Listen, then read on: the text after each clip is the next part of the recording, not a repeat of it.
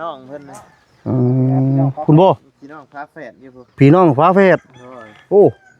สบายดีสบายดีเด้อแยกกันอยู่คือสร้างว่าแล้วแยกกันอยู่แยกกันเอาไปเลี้ยงเด้อ๋อครอบครัวมันเป็นจังไดก็ครอบครัวเพิ่นก็มีลูกหลายคนเนาะก็เลยเลี้ยงบ่ไหวก็เลยแบ่งกันเลี้ยงอ๋อไกลเติบบ่ไกลเติบสวัสดีเด้อเนาะญาติใส่หมวกไปหน่อยหนาวหนาวเนาะเพราะว่าช่วงนี้เนาะมันหนาวสิออกแล้วก่อนอ๋อสิออกได้บ่นี่แต่สิออกก่อนละโดยเนาะนี่ก็แม่นอาหารก็แม่นโอ้ถือว่าหลายครอบครัวอยู่เนาะมีอยู่3ครอบครัวตอนนี้ที่ทางทีมงานเฮาได้เข้าไปหาอ๋อโดยคือผู้ไทยแท้แม่นบ่บ้านแม่น่ะผู้ไทยแล้วมาอยู่น้ำลูกน้ำโพนแถวนี้แหละอ๋อแม่กุ้มมันบ่กุ้มอยู่กุ้มกินอยู่บ้านพุ่นน่ะเฮือนแม่ก็ลื่นนิดน้อยนึง2ห้องหามุงหลังกะสีฮะจับผ้าใส่นี่แหละลูกนี่คืนอันนี้แหละมันบ่มีนี่แหละก็มาอยู่น้ำหายน้ำหน้าบ่มีอันเฮ็ดแนวเฮ็ดแล้วแต่มือโตล่ะอ๋อพาประตองก็ซับผ้าเพิ่นอันนี้แหละโดยเฮือนชานเนาะโดยกับบ้านแม่ก็อยู่ดงนางงามพุ่นแหละดงนางงามโดยเข้าไปเอาให้พุ่นแหละข่าวดียังเพิ่มเติมนะบ่หรือว่านอกจากน้ำในแล้วมีข่าวดีอีกบ่ข้าวดีแต่เพิ่นว่าจะเฮ็ดเพลงให้เฮ็ดเถียงให้โอ้เฮ็ดเพลงกับแม่แล้วว่าเฮ็ดบ่ง่ายปานใดแม่ว่าจะมาขอแถมน้ำเฮิรนนั่นแหละอ๋อก็ยังบ่มีผ้าไปสั่งแป้งก็ยังบ่พอยังห้องนึงน่ะมีแล้วอ๋อปุ๊กคือดินทั้งเบิดทั้งมวลนี่แม่นดินตอนหญ้าของทั้งแม่เองเลยบ่ทั้งพ่อเองอันนี้น่ะก็น่าประกันว่าโอเคท่านบ่มีนาเนี่ยก็ให้คืนเด้เนาะตั้งเฮือนแม่เราได้พี่น้องเนาะถามพื้นยังหนาวอยู่ยาวที่บัดนี้เนาะตึตั้งแต่ไปบ่ขอนี่นำล่ะมาใส่เนาะกับแม่พ่ออยู่รุมพุ่นพ่อน่ะโอ้ทั้งน้องๆนอนอยู่เทิงโดยนอนอยู่เทิงเพิ่นแบบนี้ระวังเด้จังหน่อยลมมาแห้งๆนี่ปลิวไปอยู่น้ำเถียงเลยเด้จังหน่อยมันสิเชสิล่มได้เด้นี่ให้สาดบ่มีสาดบ่มีแต่ผ้าปูอ๋อเอาผ้าปูเอาโดยโอ้ยเป็นจังไดเนาะหนาวแท้ๆเนาะยังเย็นเด้กลางคืนนี่เนาะหลวงเลยบ่มีแนวขังจังดีเลย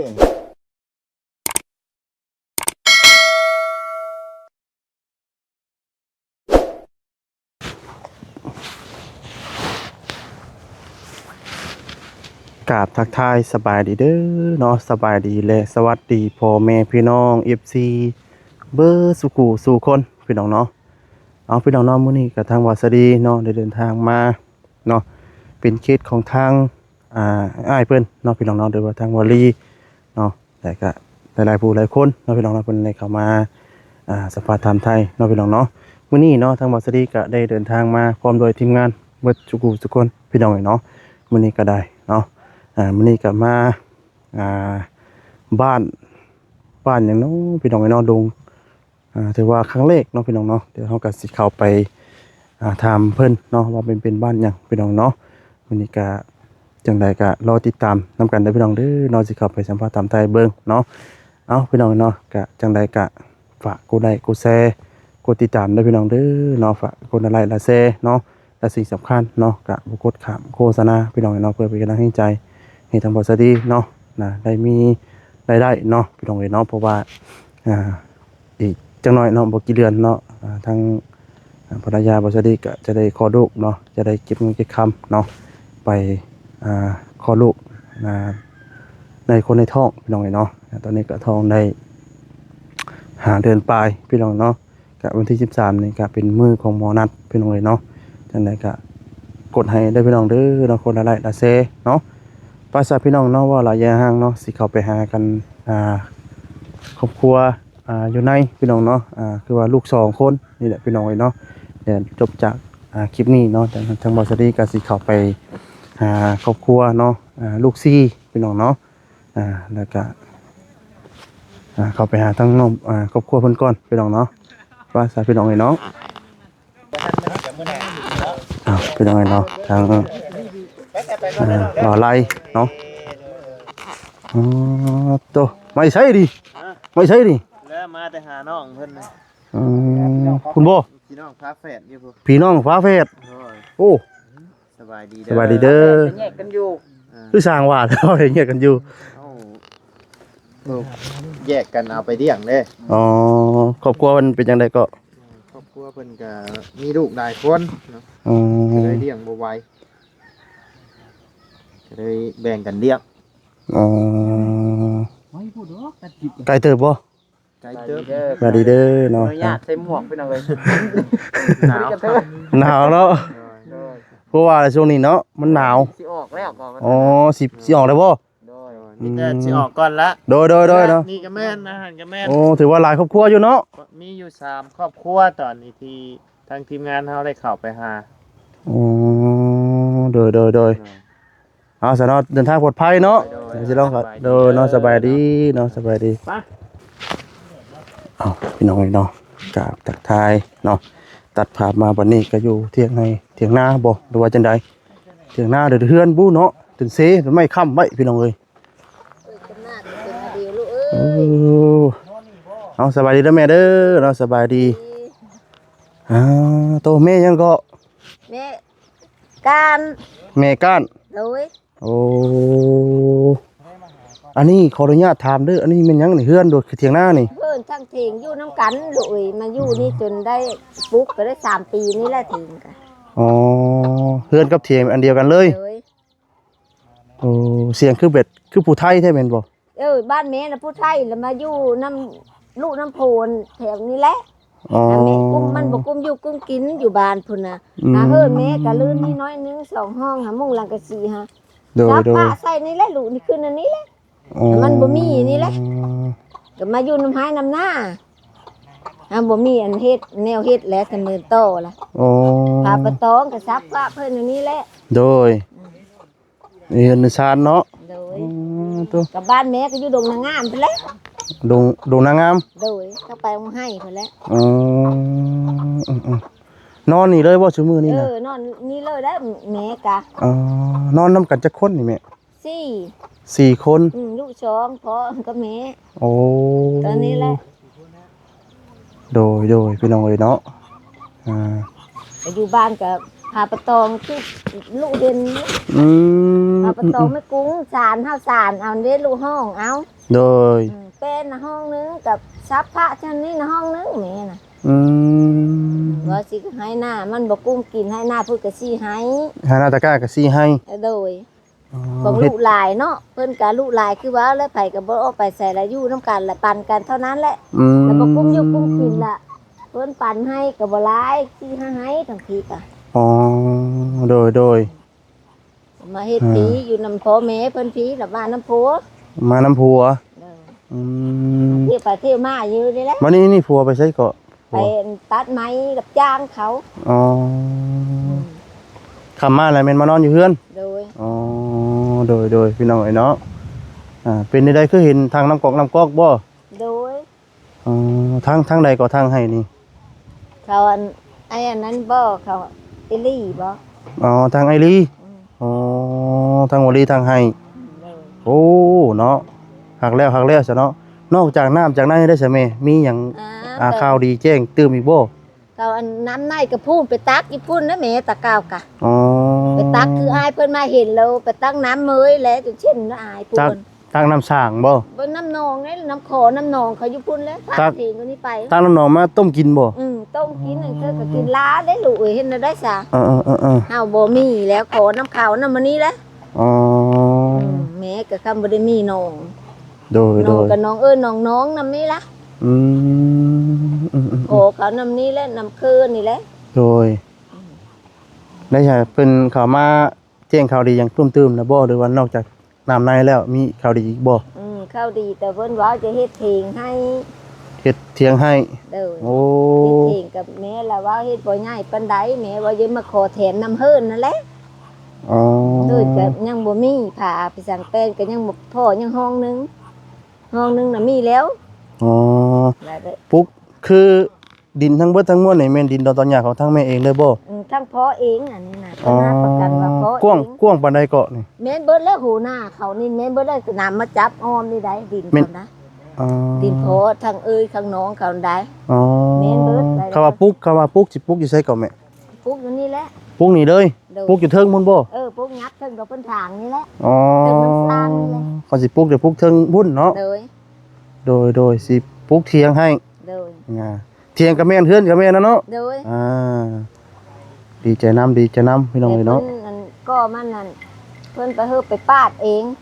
อืม ไปซื้อไม้เขาอ่ะสินะซื้อไม้น้องเพิ่นนั่นแหละ ไปเรือเองเลยเนาะ เพิ่นไปเลยเอกตะวาดนี่ดอก อ๋อ อื่นนั่นแล้วเพิ่นตอนแรกเพิ่นแก้มาว่าเพิ่นว่า โดย เพิ่นมาเสาร์น่ะก็แล้วกุ้งหนึงไม้เส้นไม้กลุ่มไม้สาวน่ะบ่ได้ยากแล้วเพิ่นว่าเอาไม้กลุ่มไม้แดงทั้งหมด อ๋อ เพิ่นสิตัดมา โดย เอาไปให้เพิ่นหาหมู่นำผู้หนึงดินน่ะเขาเล็งยังได้ยังกุ้งหนึงนะเพิ่นว่าแล้วแล้วกุ้งหนึง โดย พอปัดไปแต่โตแต่นั่นนี่แหละไปเฮ็ดน้ำจักว่าซั่น อืม เราก็บ่ได้อยู่ ได้มือเท่าใดก็เพิ่นจ้าง โอ้ยคำบ่ได้จ้างแพงนะทางพี่นะตามแต่หมู่ให้กะเม็ดนึง10,000 20,000นี่นะ อืม ทางพี่น่ะเขาบ่มีอันเขาบ่จ้างแพงดอกไปก็ไปย่าป้านไม้ไปห้าห้องเลยนี่ อืม มื้อ1,500เขาเราฮือน่ะ โดย น้ำวิน้ำจีนนี่แหละเราก็บ่ได้มืออยู่ ต่างซอยกันน้ำเนเนาะ ช่วยกันซื้อข้าวกินนั่นแหละลูกของข้าวกินกระเบิด ในข้าวน้ำซ้ำปลานี่ยังขาดเรือยังได้จ้ะแม่ ข้าวน้ำกะจังข้าวน้ำกับบ่มีแล้วของเบาลี่บ้างยังเพิ่นเอามาให้น้องเพิ่นจอบนึงเหมือนน่ะอยู่เบิดแล้ว ก็สิเบิดแล้ว เลย อ๋อคือเครื่องครัวได้จ้ะยัง บ่มีแล้วแม่ก็คือตาเห็นแนวนี้ล่ะคือคู่กะ อ๋อ ก็แนวนี้แหละลูกก็บ่ได้อ้ำได้หอมแล้วแนวนี้แหละเพิ่นมาเห็นกะ โดยตอนแรกลูกคิดว่าอันเป็นเถียงนากระต๊อบน้อยๆบ่หรือว่าจังไดพี่น้องเอ้ยเนาะ ของแม่มาอยู่พี่เห็นเวทคือแม่จังมื้อบ่มีเวทก็แม่ก็บ่ได้มื้อนะมื้อบ้านนะ โดย ก็มื้อนอนพุ่นละ3-4คืนพุ่นละจังมามื้อบ้านนะกะเนาะ อ๋อ เรามีเวท คือบ้านได้จ้ะบ้านก็เป็นแบบนี้บ่บ้านก็ บ่ได้บ้านแม่ปัดมันก็บางทีแล้วแถวผู้ชายเนาะ อันนี้คือบ้านมาอยู่น้ำผัว มาอยู่น้ำปูแถวบ้านนี่เขาเคยอยู่ตามน้ำทงให้ทงหน้าว่าสิเนาะ อ๋อ บ้านเขาแท้น่ะเกี้ยวผี อืม ทางนี้ชุดบ้านน่ะเอิงนี่แหละบ้านเรานี่ อันนี้น่ะบ้านนี่บ้านหยังเกาะแม่ บ้านน่ะเอิง บ้านนาอึง โดย นาอึงบ่ น่ะเอิงบ้านเขาเอิงนะ อ๋อ แถวน่ะเอิงเขาเอิงน่ะมันทางนี่ก็สุดแถวน่ะเอิงได้กระดุดหากระดุดกินนี่ทาง อืม แล้วก็มันเป็นทางน้อยที่นี่แหละก็หากระเฮ็ดฮอดบ้านน่ะเอิงจุดแล้ว หากระแปลงไหม เลย อ๋อโดยถือว่าได้รับข่าวดีเรื่องเฮ็ดเฮือนให้ซ่านให้เนาะ เลย โอ้ดีใจนำแล้วจ้ะแม่มาอยู่นี่ได้จักปีแล้วแม่ ได้3 ปีนี่เลยได้แม่มาอยู่นี่ อื ได้ ม แม่ก็อยู่ไปสิได้มาเฮิรนก็คือว่านั่นแหละเนาะหาผัดบ่มีคือว่านั่นลูก มานอนอยู่กับลูกสาวสอง เออ สองสามคนบ่ลูกสาวบ่ลูกชาย ลูกชายบ่มีลูกสาว มีแต่ลูกสาวเลย ลูกสาวสองอีน้องนี่แหละ อ๋อเพิ่นบ่ได้ไปห้ามไปเฮียนบ่ใช่ไหม บ่ว่าไปเฮ็ดกับแม่ก็บ่มีก็ไปจะเฮ็ดหั่นแหละเนาะผู้หนึงก็หาก็ได้ขึ้นม .1 ผู้อื่นน่ะ อืม ผู้น้องก็ห้องป .5 เขาก็จะห้าวอยู่แล้วพ่อแม่บ่มีเงินค้ำกำแก้วแหละก็อ้อลูก อ๋อ เห็นไหม โดย เราก็จะห้าวอยู่แล้วผู้น้องนะ โดย พอได้เขากันเธอเขาก็ได้เธอก็บ่ได้เนาะโคงก็ โดย ของกันก็จะห้าวแหล้วคือเว้าหั่นแหละ อืม ไอ้ต้นเขาเด้อลูกกับมันบ่มีเนี่ยอีนึงปัดรถกันรถอีหางกันบ่ขี่ก็ไปได้จอดจะซื้อได้ยังไง จะไปกระล่างซื้อเนาะ จอดไว้ตารางซื้อได้ บ่ย่านคนรักบ่ ลักเอาไป เอาไปเขาก็มีเอาไปได้ลูกโอ้ยเม็ดไปดำให้ดำหน้าก็คือไปเอาไป มันติดบ่ได้เนาะ ติดบ่ได้เลยลูกเห็นได้ อ๋อยันว่าเบียดเกียร์เพิ่นเอาไปขายเล็กซีดเนาะ แล้วก็ทานนี่แหละบีดกับป้านี่แหละ โดย ไปทานนะ ซุมื้อนี้ก็เลี้ยงเป็ดเลี้ยงไก่แน่เนาะอยู่ตรงไหนตรงหน้า อืม คนได้หลายแล้วบ่มีอยู่ไป หากระทั่งไม้หรือว่าแม่น้ำ โด น้ำ ย ก๊อก ทั้งหรือ3 มื้อเลย โอ้ หรือว่านี่ทั้งทิ้งตัวนั้นน่ะ อืม ทิ้งน้องสาวว่าสิอ้ายว่าสินะอันนั้นละน้องแล้ว อ๋อ อันนี้ก็เอ้ยแล้วนี่ ผู้คุดกระปูนะบ่ เอ้ยแล้ว อ๋อ เอ้ยน้องเขาทั้งหมดเลยถุงนั่นน่ะ โดยเป็นญาติพี่น้องกันเบิดเลย โดย อ๋อ พี่น้องเอ้ยเนาะเฮือนของทางแม่เราได้พี่น้องเอ้ยเนาะถือว่าครั้งแรกที่ว่าสารีได้เข้ามาเห็นเนาะเห็นแต่ในคลิปแม่เอ้ย เลย มาสัมภาษณ์ตัวจริงโอ้ถือว่าเติบนึงอยู่พี่น้องเนาะจมเบิดโอ้ เฮาตั้งวิกาแม่ก็บ่ได้ฮู้จักได้ว่าเขาไอ้แก้วมาเข้าตั้งแหล่งก็ลูกน่ะไปเข้าคลิปเขาตัวนั้น อ๋อ ผู้น้อยแล้วเราก็ถามเนาะแม่ว่าอันล่าว่าถิงเจ้าอยู่ไสไอ้แก้วเราเอาถิงน้องอยู่เทิงที่มาเห็นแล้วโอ้ขอจำพาดได้เด้อเราอ่ะ โดย เราก็มาถามแม่เลยเป็นหยังแม่ว่าใช่เราแล้วเรารู้ว่าเฮาทุกข์อหลีว่าแล้วเขามาถามตะวิดเราก็จนให้เลยลูกคอยสอนนี่นะ แล้วอายบ่ เราอายเราให้แล้วคิดปุว่าเจ้าทุกข์เด้อลูกคนน่ะคิดท้อได้ลูกคอย2คนนี่นะเราก็ให้ก็ฮ้องได้เนาะ โดย แต่ว่าบ่ให้ฮ้องได้อายเพิ่นเว้าอั่นก็มีข้าวดีอยู่น้องเอ้ยว่าสงสารอยู่แล้วให้ได้ลูกคอยจริงๆแล้วผู้เจ้าคือผู้เจ้าทุกข์นะผู้เจ้าบ่มีหยัง โดย มาแล้วนั้นแหละผู้เจ้าบ่มีหยังก็ให้ได้ลูกคอยชม นอนค่ำคืนนี่จูพื้นจูพายอยู่บ่แม่ จูอันใต้ไฟแสงอยู่เที่ยวดอกนึงอยู่เฮิ่นก็ดอกนึงแล้วมันค่ำๆแล้วมันใต้เองมันดอก โดยอัตโนมัติเนาะ มันจะแจ้งบัด โดย เขาว่าเฮ้ยน้องบ่มาซากโทรศัพท์ลูกหลานก็บ่มาซากแจ้งพระเจ้าสิ บาดนี้น้ำนี่สินิยมกินได้ต้มกินอยู่นี่บ่แม่บัด ต้มนั่น เค็มบ่น้ำเค็มบ่ เค็มจักอันน้ำจาง จางอยู่บ่คำว่าจางน่ะต้มกินได้อยู่เนาะ ต้มกินได้อยู่หั่นบุกบ่อนั้นน้ำพอดีงาม ม มื้อนี้น่ะแม่ไปอันนั้นแหละเนาะอายเอาเงินให้บ่ดีเอาเงินให้แล้วไปซื้อน้ำเด้ อ๋อน้ำตุ๊ก โดย น้ำตุ๊ก เดี๋ยวแม่เฮาซื้อน้ำมันดื่ม2ตุ๊ก โดยใครเราดินกว้างอยู่เนาะ โดยดินเขาพ่อแม่เพิ่นก็แบ่งให้อยู่ ดินมูลดินมังนั่นเอาไว้ไงกันเนาะ แม่แลมือนั่งล่างนะ พี่น้องเนาะป้าเดี๋ยวทั้งลูกสิเลาะเบิ่งก่อนเด้อแม่เด้อ โดย ขออนุญาตเลาะเบิ่งก่อนป้าตุ๊พี่น้องเอ้ยเนาะโดยโอ้น้องเอ้ย ท่านว่ามีนาเนี่ยก็ให้คืนเลยเนาะ ตั้งเฮือนแม่เราได้พี่น้องเอ้ยเนาะ ถามพื้นยังหนาวอยู่ยาวที่บัดนี้เนาะ ตุ๊ ไปบอกขอเนี่ยนำล่ะมาทำเนาะ ตุ๊เซ กันนอนในไหน เซฮักดีแต่ว่ามันฮักเด้อเด้อแง่นี่ปวกขึ้นมาแล้วนี่ ปึ๊บเบิ่งดูเอาบ่สวัสดี สบายดีเด้อเนาะสบายดีทั้งบ่จิต ขึ้นเนี่ยพี่น้องเอ้ย โอ้ โอเคเนาะ โอ้ยพี่น้องเอ้ยขออนุญาตเนาะบ่สวัสดี เจ้าขึ้นได้อยู่เจ้าคอยบ่กล้าขึ้น จะบ่กล้าขึ้นบ่ ขอยามันฮัก มันฮะ โอ้น่ะป่า บ่ได้ตอกฮอดตะปูแล้วว่าอันนี้เนาะมึงแน่พี่น้องเอ้ยบ่ได้ตอกเอาแบบว่าบ่อนขึ้นนะเนาะต้องเอาอันน่ะอันนี้ซะ นี่เนาะโอ้ยพี่น้องขึ้นค่อยๆขึ้นแห้งน่ะเป็นได้ได ยามันหัก อย่ามันฮัก ย่านมันฮัก บอดี้ขึ้นกะ แม่นบ่บ่ได้ขึ้นเป็นได้ไดบ่ได้ขึ้น มันหัก อะไร เออ โอ้ยเนาะทางบอดี้เด้นี่ว่าซั่นมันฮักโอ้ เอาสบายดีน้องเด้อเนาะสบายดี สบายดีเอาขึ้นมาเบาสวัสดี ตุ๊บีว่าจิตเจ้าระวังเด้อบ่ระวังเด้อเป็นหยังไงว่าเนาะ ตกกินตัวเฮือนได้เนาะ ขออนุญาตเด้อ เด้อขอสิอยู่ลุ่มก็ได้เนาะ ก็ได้นี่ก็ได้นอนนี่4คนนอนเฮียงกันเลย บอคอนอนลุม ฮะ แม่กับแม่ พออยู่รุมพุ่นพอน่ะ อ๋อ โอ้ ทั้งน้องๆนอนอยู่เทิง โดยมันอยู่เทิง เพิ่นแบบนี้ระวังเด้จังหน่อยลมมาแห้งๆนี่ปลิวไปอยู่น้ำเถียงเลยเด้จังหน่อยมันสิเซสิล่มได้เด้นี่ให้สาดบ่มีสาดบ่ โบมีแต่ผ้าปู อ๋อเอาผ้าปูเอา โดย โอ้ยเป็นยังไงเนาะหนาวแท้ๆเนาะ ยังยินเด้กลางคืนนี่เนาะ หลวงเลยบ่มีแนวขังจักดีเลยอันนี้เนาะ โดยโบมีแนวค คักแน่ดีเป็นยังไงเนาะอันนี้ของกินบ่นี่นะ ำน้ำต้มแม่ น้ำต้มแม่ โดย งัวกินน้ำต้มบ่ซุมื้อนี่ แม่น่ะเป็น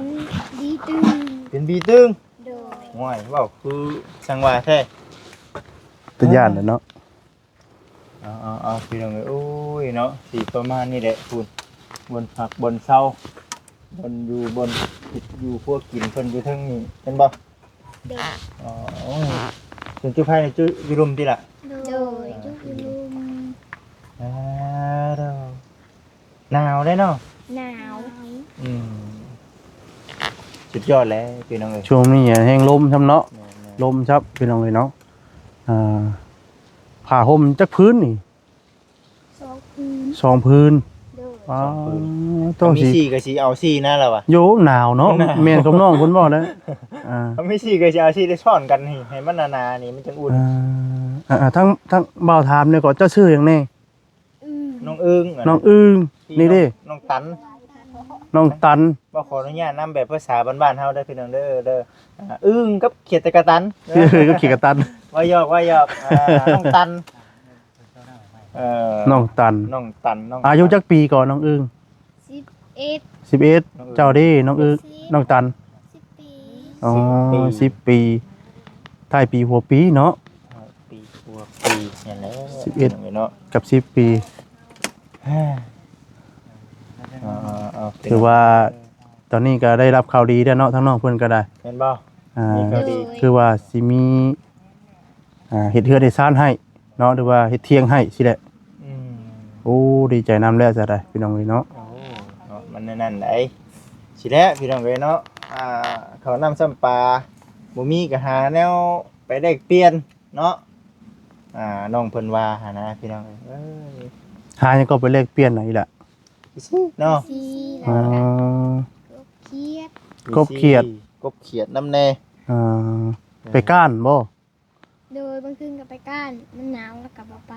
อ่า เออ การกบเขียด พี่น้องเอ้ยเบิ่ง ลงมาบ่จิตลงมา ไปลงกัน เราสิได้ถามไทยเบิ่งเด้อเสียงเด้อ โอ้เอาดีๆได้ต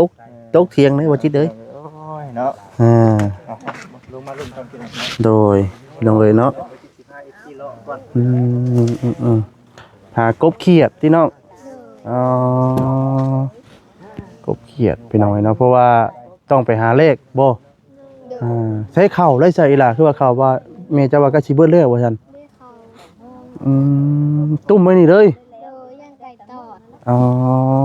ใช้ก็ยังเหลือได้บ่อ๋อนั่งกินได้จักมื้อนี่ ไม่ได้ร้ายได้ อีกจักมื้อคิดว่า ต้องจำมือนี่นะ อีก 2-3 มื้อ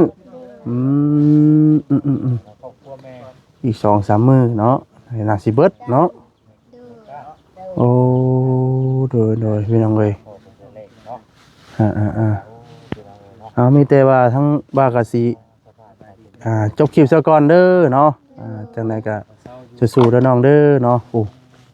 ถือว่าได้รับข่าวดีเด้อน้องเพิ่นก็ได้พี่น้องเอ้ยเนาะเอาสบายดีเด้อน้องเด้อเนาะสบายดี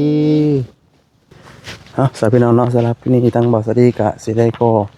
จบคลิปซะก่อนเนาะถ้าจังไดก็ขอโทษขออภัยเด้อพี่น้องเด้อเนาะ